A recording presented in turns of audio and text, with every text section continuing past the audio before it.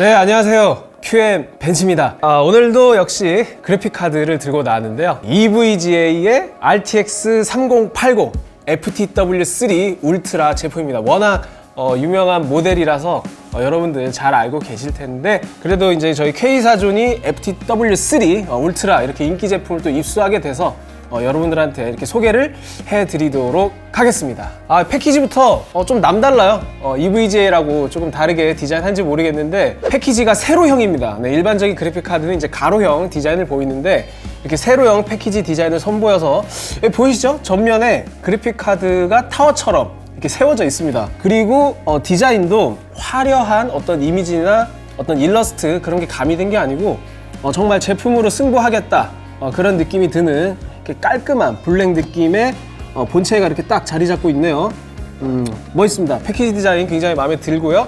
자, 뒷면에는 주요 특징 해가지고 언어가 잉글리시, 프랑스어, 러시아. 네, 역시 한국은 별로 신경 쓰지 않는 네, EVGA답게 한국어는 뭐 당연히 전혀 찾아볼 수가 없습니다. 네. 사실 한국에서 특히 이제 EVGA 제품을 만나기 어려운데 사실 대만 쪽이나 중국 쪽 그런 제조사들은 그래도 우리 국내 유통망이 잘 되어 있어가지고 여러분들이 원하시는 제품을 비교적 상대적으로 구하기가 수월한 편이었는데 EVGA는 북미에서 잘 나가는 브랜드이고 또 북미 시장 그리고 또 유럽 쪽 이쪽 시장으로 좀 발달하다 보니까 한국 시장에 대해서 저희가 바라는 만큼 신경을 쓰진 않았습니다. 근데 그럼에도 불구하고 EM택에서 EVGA 제품에 대해서 이제 공식 홈페이지도 제작을 하고 이렇게 유통에 좀 힘을 쓰게 되면서 그래도 과거보다는 EVGA 제품을 만나기 위한 난도가 좀 쉬워지지 않았나 그렇게 좀 생각이 들고요. 뒷면은 뭐 딱히 특별한 건 없네요. 그냥 여기 뭔가 빨간색의 네, 이미지가 좀 있고 그냥 간단하게 주요 특징이 있고 뭐 이미지 그런 게 전혀 없습니다. 정말 깔끔함의 그 자체가 아닌가 그렇게 생각이 드네요. 네, 뭐 패키지는 이 정도로 보고 바로 이제 개봉을 해서 제품을 살펴보도록 할게요. 컴덕후분들 공감하실지 모르겠는데 저는 패키지 열 때 위쪽을 열지 않고 아래쪽을 개봉합니다. 네, 위쪽은 아무래도 더 자주 보게 되는 그런 면이다 보니까 이 잘린 자국이 있으면 좀 불편하잖아요. 그래서 밑에를 좀 뜯었어요. 얘 약간 사심이 있긴 한데 제가 솔직히 EVGA를 좋아하긴 합니다. 네. EVGA 제품 항상 관심 있게 보고 있고 역시 EVGA 굉장히 익숙한 모습입니다. 왜냐면 제가 이제 그 이 패키지 내부 디자인을 좀 말씀드리려고 하는데 이런 형태의 스티로폼으로 꽉 찬 내부 그리고 그래픽카드 모양을 본따서 이렇게 커팅이 돼 있잖아요. 이게 굉장히 전통이 깊습니다. 제가 기억하기로는 페르미 지포스 400 시리즈? 아마 그 이전부터 적용됐을지 모르는데 제가 기억하기로는 페르미 시절부터 이런 형태의 내부 디자인을 가지고 있었고요. 비닐도 그냥 뭐 양산형이 아니라 EVGA 엠블럼을 이렇게 다 각인을 해서 이렇게 비닐이 쌓여져 있고요. 이런 거 되게 좋아요. 이 세심한 부분까지 다 그 브랜드 통일성을 가져가는 거. 그리고 이제 액세서리가 있는데 구성품이 이게 끝이네요. 액세서리 뭐 있는지 한번 살펴볼게요. 자, 액세서리가 네, 유틸리티 20% 네, 할인 쿠폰이 있고 퀵 설치 가이드가 있는데 한번 한국어가 있는지 볼까요? 영어, 중국어, 역시 전혀 한국어는 찾아볼 수가 없습니다. 네, EVGA가 한국이란 나라를 모르는 걸까요? 네, 전혀 한국어를 찾아볼 수가 없는데 섭섭하네. 이 한국에 있는 그 게이머분들, 특히 컴덕후분들이 EVGA에 대한 어떤 애정이 굉장히 높은데 너무 몰라주는 거 아니에요? 좀 아쉽네요. 그리고 이렇게 액세서리 이 비닐도 항상 EVGA 엠블럼을 이렇게 좀 각인을 해가지고 EVGA는 제공을 하고 있고요. 이거는 뭘까요? 이 리텐션 브라켓이네요. 이제 그 최근에 지포스 하이엔드 30 시리즈 보면은 그래픽카드 끄트머리에 그래픽카드를 지지할 수 있는 구멍이 나 있잖아요. 그 구멍을 EVGA는 디자인 때문에 그래픽카드 본체에는 탑재를 하지 않아가지고 이렇게 별도로 탑재할 수 있게 가이드를 제공하는 것 같습니다. 제가 보여드릴게요. 여기 보시면은 네, 이런 형태로 덧댈 수 있게 제공을 합니다. 근데 그래픽카드가 블랙이면은 이 가이드도 조금 색상을 맞추는 게 좋지 않나? 네, 이거 너무 산업용 제품 나는데요. 이거는 사실 좀 아쉽네요. EVGA인데 네, 이거 좀 아쉽고요. 자, 그리고 바로 본체인데 자, 이렇게 생겼습니다. 네, EVGA RTX 3080 FTW3 울트라고요. 뭐 EVGA 항상 그랬던 것처럼 디자인이 무채색 계통에다가 좀 이런 말 하면 좀 그런데 조잡스러움이 없습니다. AVGA는 어떤 조잡한 디자인적 요소를 최대한 배제하는 그런 디자인으로 정평이 나 있죠. 그래서 하나하나 좀 살펴볼게요. 먼저 전면에는 트리플 팬 구성이고요. 그 다음에 블레이드 표면에 EVGA 설명으로는 공기 흐름을 좀 더 원활하게 하고 더 좋은 쿨링 솔루션을 위해서 설계했다고 하는 양각으로 EVGA 엠블럼이 이렇게 있습니다. 조금에서 잘 보이시나요? 그 다음에 이제 쿨링팬 중앙부에는 EVGA의 E 엠블럼이 크게 자리 잡고 있습니다. 이거는 단순 스티커가 아니고 이것도 역시 구조적으로 양각으로 튀어나온 형태를 가지고 있어요.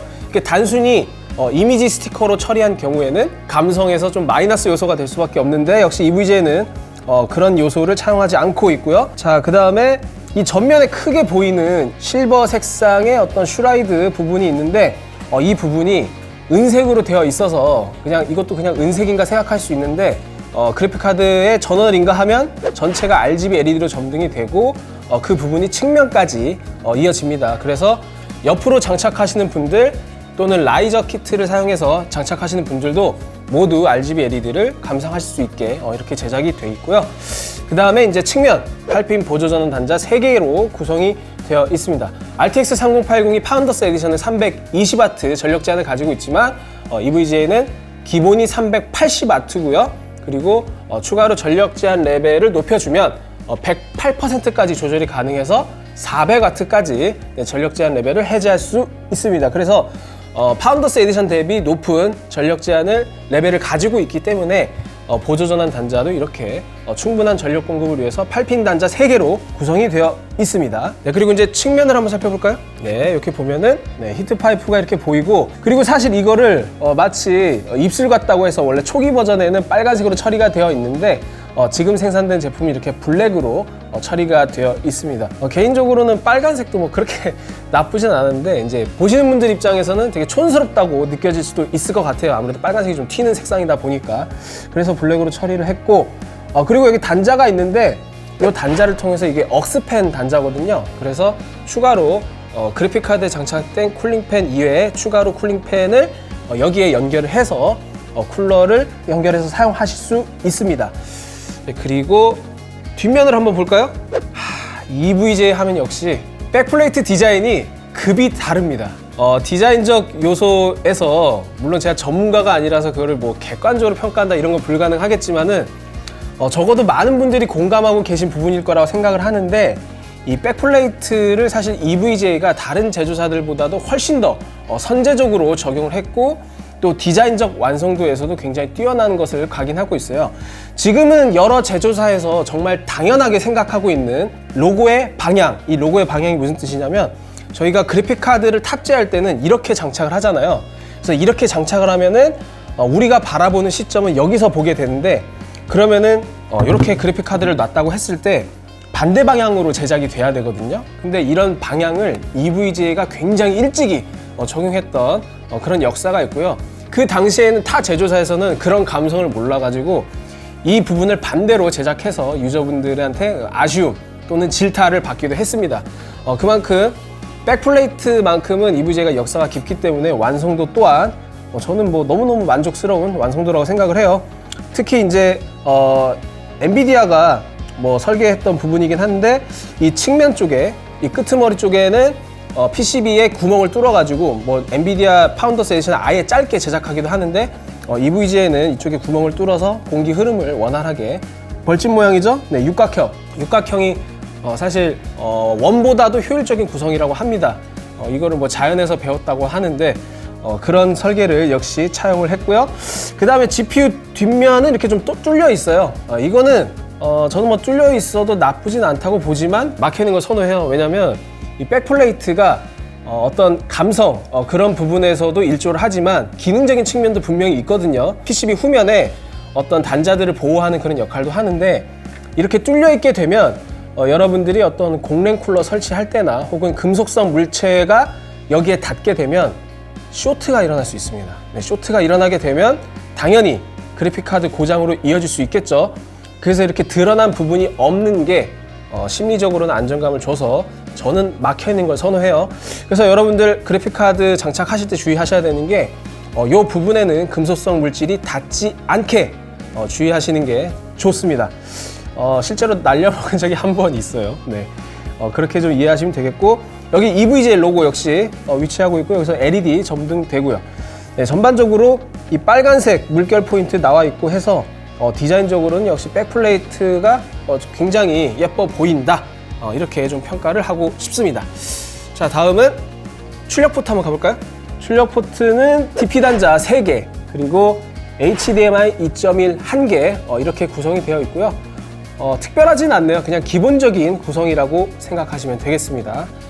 자, 그리고 제가 중요한 부분을 좀 언급해 드리려고 하는데, 아래쪽을 보면 여기 보시면 단자가 있잖아요. 이 단자들이 LED 연결하는 단자가 있고, 그 다음에 쿨링팬 연결하는 단자들이 있는데, 사실 이런 단자들이 외부에 드러나 있으면은 굉장히 지저분해 보일 수 있거든요.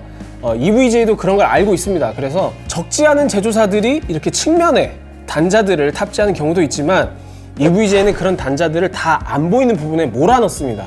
이런 감성을 아는 친구들이에요. 이런 설계를 언제부터 했냐면, 제가 지금 여러분들 도움을 위해서 잠깐 옛날 그래픽카드를 들고 왔는데, 이게 780ti 킹핀이거든요. EVGA 2013년, 지금 2021년이니까 8년 전 모델이죠. 이때부터 적용을 하기 시작했어요. 그래서 킹핀도 보면은 아래쪽에 이렇게 단자를 위치하고 있고요. 이게 지금 2013년 모델인데, 지금 봐도 어떤 디자인적인 감성이나 특히 뭐 백플레이트 디자인 이런 거 EVGA 잘하고 있었죠. 그래서 이런 세세한 부분을 EVGA가 항상 신경 쓰고 있다. 그런 면에서 제가 굉장히 좋아하는 거고요. 근데 다 완벽하다고는 볼 수 없는 것 같아요. 제가 이제 EVGA 그래픽 카드를 볼 때 항상 주의 깊게 보는 게, 어떤 전반적인 슈라우드의 어떤 선과 면이 일체감 있게 디자인되어 있는가, 그거를 보거든요. 왜냐하면 그거를 잘하는 게 EVGA였기 때문에. 그래서 그걸 측면을 보면 되는데, 이 측면을 보시면 PCB 끝단, 그리고 히트 파이프, 그리고 마지막으로 쿨러 커버까지 이어지는 이 선이 뭔가 일체감과 길이가 완벽하게 통일되지는 않은 것 같습니다. 네, 않은 것 같아요. 기존의 파스칼 시절, 그러니까 지포스 GTX 1080 그 시절에는 EVGA가 이런 걸 굉장히 완성도 있게 잘 처리를 했거든요. 근데 이번 세대에서는 이런 부분이 아무래도 아까 제가 말씀드린 그 리텐션 브라켓, 그거 연결까지 염두에 둔진 모르겠으나 전반적으로 그 완성도는 살짝 아쉽다. 그 부분을 좀 지적을 하고 싶습니다. 그리고 PX1 이게 있는데, 아마 EVGA에서 제공하는 유틸리티 프리시전 X1 그거를 좀 강조하는 것 같아요. 네, 그래서 이제 하나하나 세부적으로 좀 살펴봤고, 전반적인 평을 하자면 역시 EVGA는 어떤 조잡함, 그리고 화려함, 어떤 외형적인 그런 거를 추구하기보다는 본인들의 디자인 철학 안에서 최고의 멋을 추구할 수 있는 그런 방향으로 발전해 왔고, 또 그 현 주소가 3080 FTW3다. 이렇게 좀 평가를 할 수 있을 것 같습니다. 네, 이제 외형을 봤으니까 직접 분해해서 내부 그리고 쿨링 솔루션을 살펴보도록 하겠습니다. 네, 여러분 분해를 끝마쳤습니다. 네, 분해하면서 아주 살짝 우여곡절이 있었는데 잠시 뒤에 말씀드리도록 하고, 자, 먼저 백플레이트. 네, 그냥 뭐 간단합니다. 금속성 백플레이트고 뭐 별도의 써멀 패드나 그런 건 없고요. 다만 써멀 패드가 없는 대신 이렇게 무수히 많은 구멍, 구멍을 통해서 공기랑 접촉할 수 있게 이렇게 좀 설계를 했고요. 그 다음에 이제 PCB인데 PCB 뒷면에 보시면 이렇게 아까 EVGA 로고 점등되는 부분에 LED 판넬이 있고, 제가 아까 놓친 부분이 있는데 여기 이 부분이 듀얼 바이오스를 지원하는 바이오스 전환 스위치고요. 노멀 바이오스와 OC 바이오스를 적용합니다. 네, 그래서 이런 부분이 있고, 그리고 쿨러 이렇게 되어 있고, 이제 안쪽을 봐야 되죠. 안쪽이 이렇게 되어 있습니다. 제가 여기서 좀 감동을 받은 부분이 있어요. 어떤 부분이 감동받았냐면, 먼저 GPU 부분은 사실 뭐 일반적인 써멀 형태, 구체적으로 어떤 제품이 쓰여있는지는 뭐 제가 알 수 없지만 일반적인 형태인데, 이 메모리 그리고 전원부 초크, 모스펫과 이 접촉이 되는 이 써멀 패드가 일반적으로 우리가 부르는 그 써멀 패드 있잖아요. 굉장히 매끈한 그런 써멀 패드가 아니고, 정말 써멀 페이스트와 굉장히 유사한 느낌의 질감이 장착이 되어 있는데, 여러분들 지금 보시면 제가 떼냈을 때 이렇게 좀 불규칙적으로 써멀이 일어나 있잖아요. 이것은 무엇을 뜻하냐면 그만큼 쿨링 솔루션과 그 다음에 부품 간의 밀착력이 굉장히 훌륭하다, 이렇게 이해를 하시면 됐고, 그래서 일반적인 써멀 패드보다 훨씬 더 고급형의 그런 제품을 사용했다. 그래서 전원부 온도를 위해서 이렇게 써멀 패드도 신경을 썼다, 이렇게 이해하시면 좋을 것 같습니다. 그리고 이제 디테일적인 부분에서도 좀 차이가 나는데, 이렇게 PCB 기판 위쪽 이렇게 방열판과 공기가 원활하게 할 수 있게끔 중간에 구멍이 뚫어져 있는데, 이 구멍을 보시면 PCB도 동일한 위치에 이렇게 구멍이 뚫어져 있거든요. 그래서 멋과 효율성을 둘 다 놓치고 싶지 않았는지 이런 아주 세세한 디테일들이 보이고요. 그리고 이제 조립을 하는 입장에서 조금 편했던 부분은, 여러분들 이제 뭐 써멀 제도포라든지 AS를 포기하고 써멀 제도포 이런 거 하시는 분들은 공감을 하실 텐데, 이렇게 각종 쿨링팬 단자나 LED 단자가 같은 색상으로 되어 있으면은 우리가 조립을 할 때 헷갈릴 수 있거든요. 근데 그런 부분들을 모두 다른 색으로 처리해서 애초에 헷갈릴 일이 없게 만든 점은 정말 칭찬해 주고 싶고요. 그런데 조립하면서 불편한 부분도 있었습니다. 뭐냐면 보통 이렇게 백플레이트와 PCB를 결합할 때 이제 나사만 조이면, 그리고 또 나사를 풀면 이렇게 되는 방식인데, EVGA는 각 모서리부가 볼트와 너트가 함께 체결되는 구조예요. 그래서 뭐 잘 보이실라나? 이거 보면은 너트 있죠, 너트. 이렇게 조그마한 너트, 볼트, 이런 것들이 아주 부분적으로 적용이 돼 있어서 헷갈리지 않으려면 이렇게 사진을 좀 찍어둬야 됩니다. 네, 그런 불편함이 있었고요. 너트를 풀 때 공간이 좁아가지고 좀 진땀 좀 뺐어요. 네, 그런 특징이 있었고, 다시 하나하나 좀 설명을 드리자면, 히트 파이프가 굉장히 많이 장착이 되어 있는데, 여기 보시면은 굵은 히트 파이프, 직경 8mm짜리 히트 파이프가 하나, 둘, 셋, 넷, 4개가 탑재가 되어 있고, 그 다음에 이제 아래쪽에는 6mm 히트 파이프가 이렇게 탑재가 되어 있습니다. 네, 그래서 히트 파이프가 전체를 휘감는 그런 형태로 되어 있고요. 그 다음에 부품 간의 간섭이 없도록 히트싱크도 중간중간 이렇게 홈이 파여져 있는 부분을 알 수 있습니다. 네, 그렇게 되어 있고요. 그다음 마지막으로 PCB를 한번 자세히 살펴볼까요? 이렇게 레이아웃이 형태를 띠고 있고, 아까 제가 말씀드린 GPU 윗부분에는 이렇게 구멍이 뚫려 있어서 히트싱크에 바람이 바로 갈 수 있도록 이렇게 설계가 되어 있고요. 그 다음에 끝부분에도 PCB에 이렇게 구멍이 뚫려 있습니다. 사실 애초에 PCB를 더 짧게 만들면 공기 흐름적으로는 훨씬 더 효율적이겠지만, 이제 레이아웃상 아예 짧게는 만들기 힘들었던 것 같아요. 아무래도 8핀 보조전원 3개도 들어가고 그런 특징이 있다 보니까, 그래서 현실적인 여건 하에서 공기 흐름을 돕기 위해서 이렇게 구멍을 좀 뚫어놓은 그런 형태라고 보시면 되고요. 그리고 이제 전원부는 22페이지 규모로 파악이 됐고, 모스펫은 이제 DRMOS 드라이버 모스펫이 탑재가 되어 있습니다. 그리고 캐패시터는 대만의 에이피콘 OK 시리즈 캐패시터가 탑재가 되어 있고요. 그 다음 메모리는 3080이기 때문에 10기가 구성을 위해서 모듈이 10개 탑재가 되어 있습니다. 그리고 이제 제가 전 시간에도 말씀드렸지만, 이렇게 메모리 모듈이 비어있는 공간은 3090과 기본적인 레이아웃을 동일시하기 때문에 384비트 그리고 24기가 용량을 가진 3090인 제품에만 메모리가 아마 차 있을 거예요. 네, 3080은 320비트에 10기가 구성이기 때문에 메모리 모듈이 이렇게 2개 빈 10개 구성이라는 점, 네, 참고해 주시면 좋겠습니다. 그리고 GPU는 3080 여러분들 아시다시피 GA102 8704개의 코다코어를 갖추고 있습니다. 네. PCB가 전반적으로 세로로도 확장되어 있고 길이도 길어서 전반적으로 화려한 구성을 갖추고 있고, 또 중간에 구멍까지 있는 점이 역시 EVGA가 디테일을 놓치지 않는 그런 완성도를 보였다. 이렇게 마무리할 수 있겠습니다. 네, 제품에 대한 외형 그리고 내부까지 살펴봤으니까 이제는 직접 저희가 테스트한 결과를 여러분들한테 공유해 드리도록 하겠습니다. 네, K사전 시스템 사양은 지금 보이시는 사양표를 참고하시면 좋겠고요. 바로 테스트 결과로 넘어가겠습니다. 먼저 3D마크 타임스파입니다. 네, EVGA 제품은 17,513점으로 파운더스 에디션보다 아주 살짝 높은 점수를 기록했고요. 2080 Ti 대비해서는 22.9% 높은 성능을 보여줬습니다. 다음은 파이어 스트라이크고요. EVGA는 41,597점으로 파운더스 에디션 대비 살짝 낮은 성능을 기록했고요. 2080 Ti 대비 20.2% 높은 점수를 기록했습니다. 자, 다음은 국민 게임이죠. 배틀그라운드 QHD 성능입니다. EVGA가 노멀 모드에서 203.5프레임, 그리고 2080 Ti는 169.2프레임으로 확실히 더 높은 성능을 기록했는데요. 20.3% 높은 수치입니다. 다음은 유비소프트의 어쌔신 크리드 발할라 울트라 하이 프리셋의 QHD 성능이고요.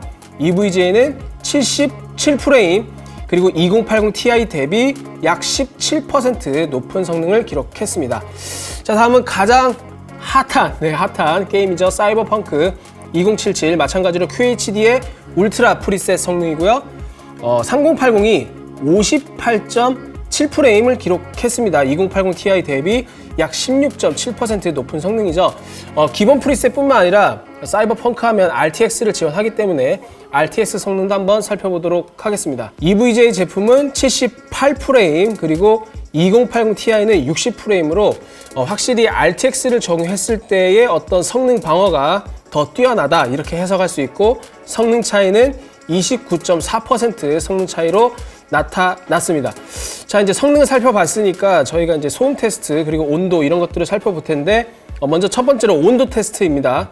EVGA 제품은 노멀 모드에서 풀로드시 71도, 그리고 OC 모드 바이오스에서 이제 67도를 기록했고요.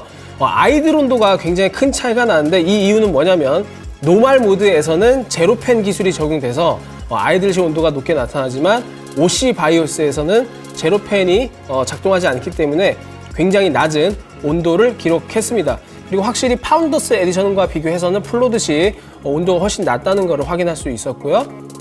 다음은 소음. 노멀 모드에서 42dB, 플로드시 42dB 기록했고, OC 모드에서는 48dB를 기록했습니다. 파운더스 에디션과 비교하자면 노멀 바이오스에서는 파운더스 에디션보다 아주 살짝 더 조용한 그런 모습을 기록했지만, OC 모드를 적용했을 때는 조금 더 시끄러운 그런 성능을 확인할 수 있었고요.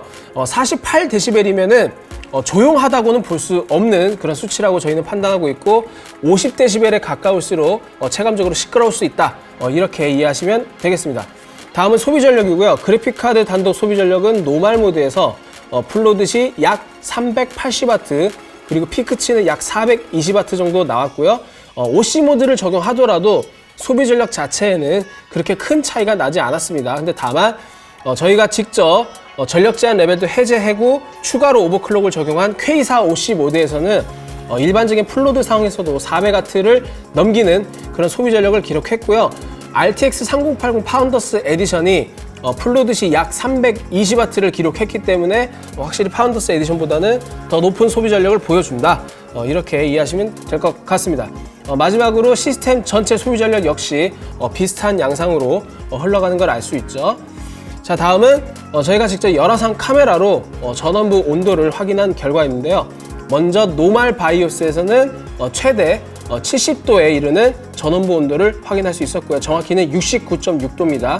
다음은 OC 바이오스 적용 시에는 64.5도. 오히려 전원부의 온도가 더 낮게 나타났는데요. 그 이유는 OC 바이오스를 적용했을 때는 노멀보다 쿨링팬이 더 빠르게 회전하기 때문에 전원부의 온도도 더 낮아진 것으로 판단할 수 있습니다. 마지막으로 K4 OC, 즉 K4전이 추가 오버클럭까지 적용했을 때의 성능은 66.7도를 기록해서 전원부 온도가 약 2도 정도 더 높은 것을 확인할 수 있었습니다. 자, 저희가 테스트한 결과를 살펴봤고, 이번에는 직접 시스템에 장착을 해서 한번 EVGA 프리시전 유틸리티도 살펴보고, 그 다음에 게임도 구동해보는 시간을 가져보도록 하겠습니다. EVGA 3080 FTW3 울트라를 장착해서 제가 컴퓨터를 좀 켰는데, 일단 이 파워가 인가됐을 때의 외형이 정말로 인상적입니다. 특히 LED가 굉장히 고급스럽게 들어와요. 그래서 일반적인 우리 RGB LED라고 하면은 그냥 약간 눈에 아픈 그런 화려하기만 한 LED가 아니고 정말 은은하게 색상을 표현해주는 이 연출 효과가 굉장히 고급스럽다. 이 점을 꼭 제 소감을 밝히고 넘어가고 싶고, 먼저 이제 GPU-Z를 이제 실행을 했는데 우리가 확인해 봐야 될 게 부스트 클록이 있죠. 부스트 클록이 1800MHz입니다. 3080의 파운더스 에디션, 즉 레퍼런스 디자인이 1710MHz로 설정이 되어 있기 때문에 파운더스 에디션 대비 90MHz 높은 부스트 클록이 가지고 있다. 이렇게 보시면 좋고요. 그 다음에 이제 전력 제한 레벨을 보기 위해서는 GPU-Z에서 어드밴스드의 엔비디아 바이오스를 클릭하시면 되는데요. 기본이 380W로 설정이 되어 있습니다. 파운더스 에디션 대비 60W 높은 수치이고요. 그 다음에 조절 범위는 최대 5%까지 상향 조절이 가능해서 5% 이상 높이면 400W까지 전력 제한 레벨이 해제됩니다. 근데 이제 EVGA 홈페이지를 가보면 제조사 공식으로 정식 버전은 아니고 베타 바이오스로 이제 18%까지 추가로 확장할 수 있는 그런 바이오스가 있는데 그거를 적용하면 450W까지 전력 제한 레벨이 해제가 가능해요. 근데 이제 그렇게 전력 제한 레벨을 해제하면은 성능이 막 드라마틱하게 올라가기보다는 전력이 오히려 더 드라마틱하게 올라가는 그런 효과가 있으니까 정말로 오버클럭을 엄청나게 익스트림하게 하시는 분들이 아닌 이상 저는 추천드리지 않습니다. 전력을 소모하는 대비 성능이 항상 그렇게 높지가 않아요. 자, 아무튼 그렇게 설명할 수 있겠고, 그 다음에 이제 EVGA 제품이니까 제가 이번에는 오버클럭 그리고 모니터링 유틸리티인 EVGA 프리시전 X를 실행해서 한번 살펴보도록 할게요. 아이콘 보이시죠? EVGA 프리시전 X1 이거를 실행하면 로고도 고급스럽네. 로고가 투명값이 다 빠져서 이렇게 윈도우로 표기가 되네요. 멋있습니다, 확실히. 자, 프리시전 X1을 사용을 해가지고 이게 유틸리티가 확실히 EVGA의 감성도 같이 따라가는 게 아닌가 그런 생각을 들 정도로 일반적인 서드파티 툴보다 훨씬 더 고급스러운 그런 구성을 가지고 있고요. 오른쪽에 보이는 숫자들은 프로파일을 저장할 수 있는 그런 슬롯이고요. 그 다음에 이제 가운데 부분에서 오버클럭을 세팅할 수 있고, 왼쪽은 메모리, 오른쪽은 파워 리미트를 해제할 수 있습니다. 디폴트로 돌리면은 파워 리밋이 100으로 설정되어 있고 최대 105%까지 조절이 가능합니다. 일단 디폴트에서 확인을 해볼게요. 그리고 아래에서는 펜 3개에 대해서 현재 RPM이 몇인지 그런 모니터링을 확인할 수 있고요. 그 다음에 LED 싱크 쪽으로 가볼까요? LED 탭으로 넘어가면 사진 퀄리티도 다르네요, 확실히. 이 측면에 위치한 이 RGB LED 부분을 웨이브로 할 건지 아니면 스태틱 모드로 할 건지 별처럼 빛나는 모양을 할 건지 이렇게 기본적인 프리셋을 제공하고, 그 다음에 백플레이트 쪽, 그 다음에 측면 쪽 이렇게 다 영역별로 LED를 조정할 수 있도록 인터페이스를 지원하고 있고, 아랫부분에서는 LED의 밝기 그리고 변환 스피드 이런 것까지 다 조절이 가능합니다. 그리고 하드웨어 모니터링 탭으로 넘어가면은 현재 GPU 온도 그리고 클록, 메모리, 프레임 레이트 이런 걸 확인할 수 있고요. 자, 그래서 VGA 탭으로 들어왔고 저희가 이번에는 기본 설정에서 사이버펑크를 실행해가지고 어느 정도의 클럭을 보이는지 살펴보고 EVGA 프리시전을 사용해서 오버클럭도 한번 테스트해 보도록 하겠습니다. 사이버펑크 바로 실행해 볼게요. 네, 사이버펑크 2077은 제가 아직 제대로 플레이 해보진 않고 저는 대규모 패치가 계획되어 있는 1월 이후에 플레이를 해볼 생각입니다. 벤치마크를 위해서 이제 나이트 시티까지는 그래도 진행을 해봤으니까 참고해 주시면 좋을 것 같고요. 그 다음에 이제 모니터링은 제가 엔비디아에서 제공하는 성능 오버레이 툴로 활용을 해가지고 여기가 이제 클록이라든지 GPU 온도 이런 걸 살펴보도록 할게요. 자, 최신 버전 1.06, 1.06 버전을 적용한 사이버펑크입니다. 자, 도심 부분을 불러와 볼게요. 근데 이제 뭐 버그가 많고 뭐 여러 가지 말이 있긴 한데 게임 자체는 그래도 재밌게 잘 만들어진 것 같아요. 주변 사람분들의 이제 소감을 들어보면. 저도 이제 좀 빨리 해보고 싶은데. 자, 일단 도심 화면이고요. 옵션부터 살펴보도록 하겠습니다. 네, 여러분들이 고급형 그래픽카드 사용하실 때 가장 많이 사용하시는 QHD, QHD 해상도로 설정을 했고요. 그 다음에 옵션은 저희가 좀 커스텀을 했는데 레이트레이싱 울트라 프리셋을 적용했을 때 성능이 어느 정도일지 살펴보도록 할게요. 그리고 DLSS는 자동으로 되어 있는데 저희가 변이 통제를 위해서 이거를 DLSS만 균형으로 바꾸도록 하겠습니다. 자, 해당 옵션을 적용했을 때 프레임 볼까요? 네, 지금 보시는 모니터링 툴에서 여기 보이는 가장 상단에 FPS가 현재 프레임입니다. 약 70프레임 이상 나오고 있네요. 도심에서도. 네, 70프레임 이상이면 성능이 상당히 좋게 나오는 거죠. 70프레임 이상 나오고 있고, 현재 GPU 사용은 약 97%, 네, GPU를 거의 끝까지 활용하고 있고, 여기서 중요한 게 이제 실제 부스트 클럭인데, 표기상 부스트 클럭은 1800MHz였잖아요. 근데 모니터링 툴에서는 현재 사이버펑크를 실행했을 때 약 1.9GHz, 즉 1920MHz 정도로 현재 부스트 클럭이 적용되고 있습니다. 그리고 지금 누드 시스템이기 때문에 GPU 온도가 상당히 착해요. 네, 지금 OC 바이오스 모드인데 GPU 온도가 62도, 3도, 네, 63도. 이거 높아봤자 70도까지는 안 갈 것 같거든요. 그래서 정말로 착한 온도를 보여주고 있습니다. 팬 속도도 1720rpm으로 준수하고요. 근데 사실 지금 촬영하고 있는 공간은 실내 온도가 낮고, 그 다음에 누드 시스템 상황이기 때문에 저희가 앞전에 발표한 테스트 결과 자료와는 다소 차이가 있다는 점, 조금 더 착하게 나온다는 점, 그 점을 꼭 인지해 주시고요. 여러분들이 시스템에 장착해서 사용하실 때는 이보다 더 높은 수치를 보이게 될 겁니다. 그리고 GPU 전력 부분은 340W 정도 소모하고 있네요. 기본 설정에서 380W까지 허용을 하고 있지만은 사이버펑크가 GPU 사용을 아주 극한으로 뽑아먹는 그런 게임은 아니기 때문에 TDP를 끝까지는 사용하지 않고 있는 모습입니다. 네, 그리고 부스트 클럭 1920 잘 유지하고 있고요. 여기서 오버클럭을 적용했을 때는 이 수치들이 어떻게 차이 나는지 살펴보도록 할게요. 알트 탭으로 빠져나와서 저희가 테스트를 해보니까 코어 클럭은 네, 추가로 105MHz까지 적용이 가능했고요. 그 다음에 메모리는 700 이렇게 허용이 가능했고, 그 다음 파워 리밋을 끝까지 올려보도록 하겠습니다. 105% 이렇게 하고 어플라이, 네, 적용 버튼을 누르면은 바로 적용이 가능하죠. 이렇게 했을 때 사이버펑크를 한번 볼까요? 네, 가장 먼저 부스트 클럭을 봐야 되는데 부스트 클럭이 지금 2기가가 넘습니다. 네, 2025MHz 보이고 있고요.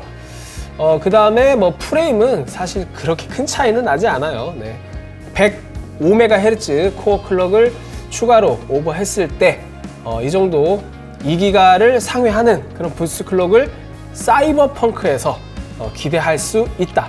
이렇게 이해하시면 되겠습니다. 근데 제가 앞서 말했듯이 사이버펑크가 비교적 부스트 클럭이 잘 나오는 게임이에요. 그래서 딱 한 가지 더 확인해 보도록 하겠습니다.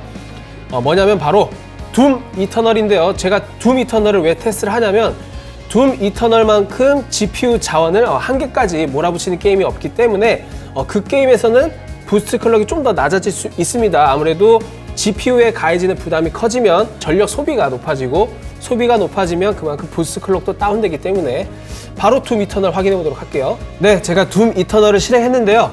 둠 이터널은 워낙 최적화가 뛰어나기 때문에 과감하게 제가 4K 그리고 풀옵션을 적용해 보도록 하겠습니다.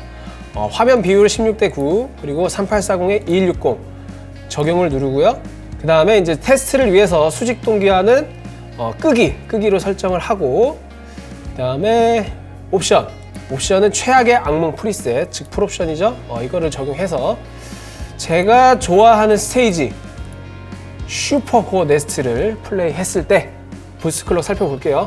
앞선 사이버펑크 2077에서는 오버클럭을 적용했을 때 2010MHz 그리고 높았을 때는 2025MHz 이 정도 부스트 클럭을 보였거든요. 둠은 그렇게 안 나올 겁니다. 네. 바로 나오죠. 지금 시작하자마자 지금 부스트 클럭이 1920에서 1950 이렇게 나오고 있는데 한 2-3분 정도 플레이를 잠깐 해보도록 할까요? 네, 부스트 클럭이 어떻게 바뀌는지. 지금 1905MHz까지 떨어졌어요. 그죠? 1890까지도 떨어지네. 네, 1965까지도 오르고요. 그냥 왔다 갔다 합니다. 온도도 아까 사이버펑크 할 때는 실행했을 때 64, 5도 이 정도 수준이었던 것 같은데 지금 둠에서는 실행한 지 얼마 되지 않았는데 바로 69도까지 치솟았습니다. 네네. 지금 그리고 GPU 전력도 오버클럭 상태이기 때문에 400W까지 허용하는데 거의 끝까지 사용하고 있어요. 395, 399W까지 방금 확인했고요. GPU 온도도 70도. 부스트 클럭도 1800 후반에서 1900 초반 왔다 갔다 하고 있는 모습입니다. 네, 확실히 이렇게 GPU를 극한까지 활용한다는 의미는 그만큼 최적화가 안 좋다는 의미가 전혀 아니고 최적화가 좋다는 뜻이에요. 실제로 GPU를 이렇게 끝까지 활용하고 또 둠 이터널에서는 비주얼 대비 프레임이 굉장히 잘 나오거든요.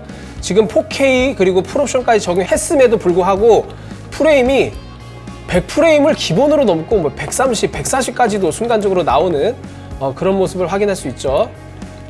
그래서 3080 사용하시는 분들한테는 둠 이터널 좋아하시면은 꼭 플레이 해보시길 추천드립니다. 제가 지금 모니터링 툴을 확인하면서 게임을 하고 있기 때문에 제가 둠 이터널 그렇게 못하는 게 아니에요. 네. 한번 봅시다. 최종적으로 좀 정리를 하자면은 확실히 그 사이버펑크에서는 부스트 클럭이 2기가 넘게 이렇게 막 달성이 됐지만 오버클럭 시에, 근데 둠 이터널에서는 그보다도 전력을 훨씬 더 많이 먹었어요. 약 400W 가깝게 먹었고, 그 다음에 GPU 온도도 70도, 그리고 부스트 클럭도 1900에서 왔다 갔다 하는 그런 모습을 확인할 수 있었습니다. 네, 성 테스트 이만 마치도록 하죠. 네, 정말로 환상종이라고 할 수 있는 EVGA의 RTX 3080 FTW3 울트라 제품을 살펴봤는데요. 정말 다양하게 여러 가지 살펴봤죠. 이 제품을 어떤 분들이 좋아하실까, 또 어떤 분들이 선택하시면 좋을까, 뭐 이렇게 좀 생각을 해봤는데, 테스트를 해보니까 기존의 EVGA가 가지고 있던 특징이 그대로 드러난 게 아닐까, 저는 그렇게 생각을 하는데요.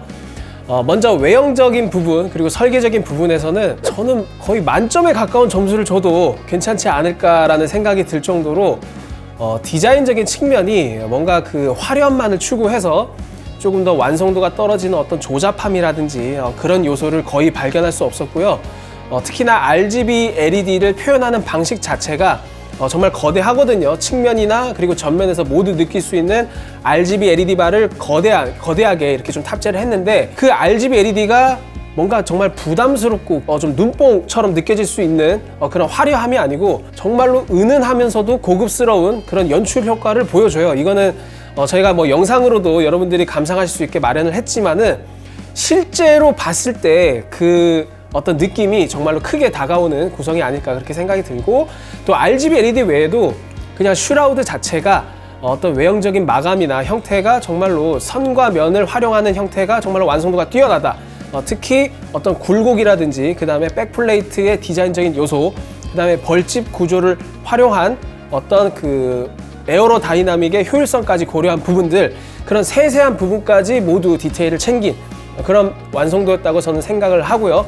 물론 100점은 아니에요. 100점은 아니에요. EVGA가 그동안 잘했던 끄트머리에서 봤을 때 그 그래픽 카드의 어떤 가장자리의 라인을 정확하게 맞추는 정말로 치밀할 정도의 그런 계산적인 그런 완성도가 조금은 부족한 부분들이 살짝 있었기 때문에 만점은 아니지만 그래도 만점에 가까운 외형적 완성도를 보여왔다.